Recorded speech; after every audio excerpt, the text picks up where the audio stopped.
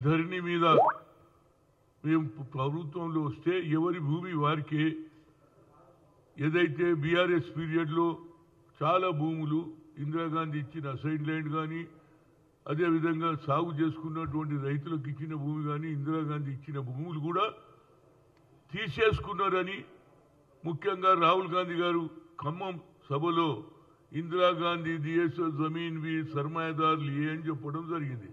దానికి ఇవాళ నేను చాలా సంతోషంగా ఎందుకున్నంటే ఇవాళ కాంగ్రెస్ ప్రభుత్వం ధరణి అవకతవకలపై ఫోరెన్సిక్ ఆడిట్ చేస్తున్నది. అంటే ఎవరెవరు గతంలో ఎవరి భూములు ఉండేవి, ఆ భూములు ఎవరెవరు కాజేసిండ్రు అనేది ఫోరెన్సిక్ ఆడిట్కి ఇస్తున్నారు. కనుక ఇది నేను గత 5 ఏళ్ల నుంచి బీఆర్ఎస్ ప్రభుత్వంలో 4 ఏళ్లు కొట్లాడినా ఇప్పుడు 5వ సంవత్సరం వస్తుంది. కీసర దాయరలో 1981లో ఇందిరాగాంధీ గారు దున్నేవాడికే భూమి 94 ఎకరాలు ఇచ్చింది.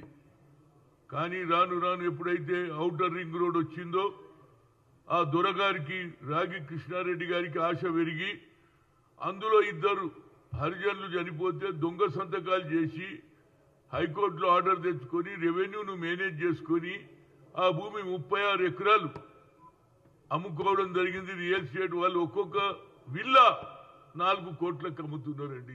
ఎంత బాధ ఉంటుందో చెప్పు. వాళ్ళ కుటుంబ సభ్యులు 120 మంది ఉన్నారు. మన్మలు మన్మరాన్లు కోడన్లు ఇవన్నీ కలిపితే ఇవాళ ఇప్పటికన్నా నా ఉద్దేశంలో న్యాయం జరుగుతుంది. ఎందుకంటే ఫారెన్సిక్ ఆడిట్ అంటే ఇది గతంలో ఎవరి భూమి ఉండే, ఆ భూమి ఎవరు సాగు చేసుకుంటుంటే ఇవాళ ఎవరి పేర్ల మీద ఉన్నది ఆయన కోడన్ల పేరు మీద చేసుకొని అమ్ముతున్నాడు. కనుక నేను కలెక్టర్ను కూడా కలిసిన, అయ్యా 36 ఎకరాలు వాళ్ళు మిగతా భూమి అన్న పేద ప్రజలకు ఇస్తే వాళ్ళ బతుకు తెరువులు బాగుంటాయని నేను రెవెన్యూ మినిస్టర్ను అదేవిధంగా రేవంత్ రెడ్డి గారు ఇది సరి అయిన సమయంలో ఇలాంటి నిర్ణయం తీసుకున్నందుకు నేను ముఖ్యంగా రేవంత్ రెడ్డి గారికి నా ఉదయపూర్వక ధన్యవాదాలు. అదేవిధంగా ఏది అక్కడ ఉన్నటువంటి ఎంఆర్ఓ కూడా ఏది కలెక్టర్కు వాస్తవ పరిస్థితి ఇచ్చిండ్రు. 2 రైతులు చనిపోయిన దాని మీద ఏది దొంగ సంతకాలు చేసుకునేది అనేది రికార్డు కూడా ఉన్నది.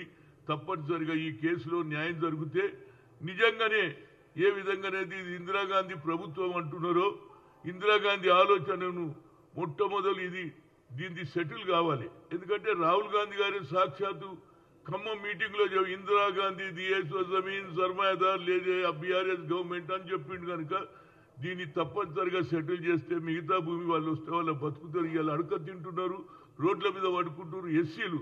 అదే బాబాసాహెబ్ అంబేద్కర్ రాజ్యాంగం రాసిన పేద పనుల గురించే చేస్తే ఇందిరాగాంధీ దాన్ని అమలు చేసింది. కాబట్టి దీన్ని తప్పనిసరిగా వాళ్ళకి అందేటట్టు చూడాలని ఒక సీనియర్ కాంగ్రెస్ ఇప్పటికీ నేను 8 సార్లు పోయినా మళ్ళా పోతూనే ఉంటాను. నేను ఎక్కడ ఒక పని పట్టుకుంటే అక్కడ దానికే పోతాను, నేను నడిమిట్లో వదిలేయ.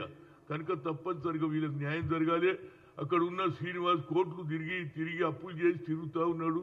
వాళ్ళ కుటుంబ సభ్యులు అందరూ రోడ్ల మీద ఉన్నారు. కనుక ఇది పిఆర్టీ ప్రకారంగా రాష్ట్ర ప్రభుత్వం శ్రీనివాస్ రెడ్డి గారు కానీ అదేవిధంగా రెవెన్యూ మినిస్టర్ అదేవిధంగా ముఖ్యమంత్రి దీన్ని చేస్తే నిజమైన ఇందిరాగాంధీ పరిపాలన అనేది ప్రజలకు తెలవాలనేది నా ముఖ్య ఉద్దేశం. Thank you.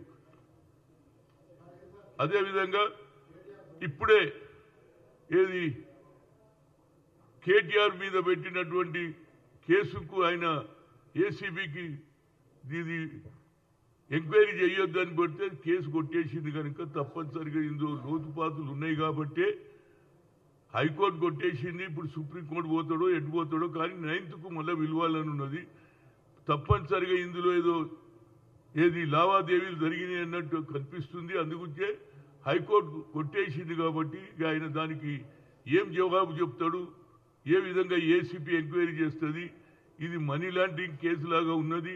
డబ్బులు ఎక్కడికి వెళ్ళి వచ్చినాయి, ఎక్కడికి వెళ్ళి పోయినాయి అనేది ఇవన్నీ బయటకు వస్తే తప్పనిసరిగా గత ప్రభుత్వం చేసిన తప్పులు ఎవరైనా ప్రభుత్వంలో ఉన్నప్పుడు ఏ తప్పు చేసినా ఏదో అయిపోతుంది అన్నట్టు లేదు. ఆ రోజులు పోయినాయి.